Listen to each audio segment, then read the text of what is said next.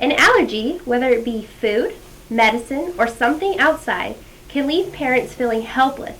Joining me today is Dr. Lamotte with Anthem Hills Pediatrics to discuss different options and ways to read signs if your child is experiencing allergies.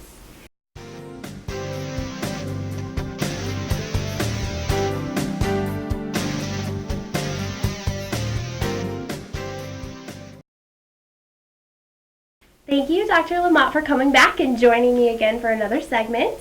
You're welcome, Megan. Thanks for having me again. So we're going to talk about allergies. There's so many different types of allergies that can affect our children, from food to medicine to even just being outside. But let's focus on food allergies to start out with. What are some of the most common ones that you come across? Okay. As you know, it varies from child to child, but the most common food allergies that children experience are milk, eggs, and nuts.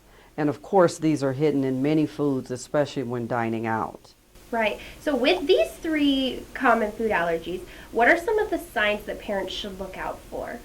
The most common sign in looking for allergies in a child would be number one, rash, or some people describe as hives. Other reactions are swelling of the lips and face. They can also have wheezing or bronchospasm in the lungs, or it could be as simple as scratchy throat after ingesting an allergen. So then, besides food allergies, children experience allergic reactions to types of medications, correct? Correct. So what are some of the side effects that they can experience with those? Well, children can have a multitude of reactions to different medications, and of course the physician has to go over side effects and reactions with the parents because it's very important. For instance, in using antibiotics, we use them very frequently, and children can have skin rashes, especially diaper rash, and they can also have diarrhea, where we sometimes will incorporate a probiotic. And again, there can be an allergic reaction, and they can have the hives that we described before. Right, and so I know some parents have a hesitation to call the office, but they really shouldn't try to wait it out, correct? Should they call you, or what is your suggestion if they feel like their child's having an allergic reaction? Not at all should they wait. That's what we're here for. They should either call and get reassurance, and if not, a visit to the office for reassurance is also appropriate. And what about outside allergies? Dust, pollen. When do you know that this is allergies versus a cold? I mean, sometimes it's kind of hard to tell. It is very hard sometimes, Megan.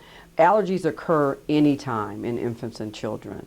And most of the time the pollen allergies occur like now in spring. We're all suffering with the wind.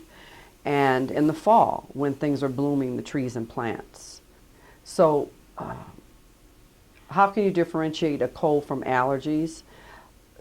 It's difficult sometimes when you have runny nose, itchy eyes, sneezing and nasal congestion and head congestion.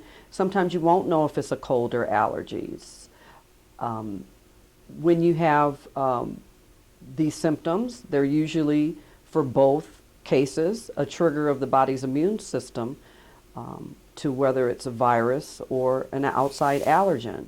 So sometimes you won't know. But things to look for allergies, if these symptoms recur repeatedly, think allergy. Right. If you have it for more than a month or so, think allergy.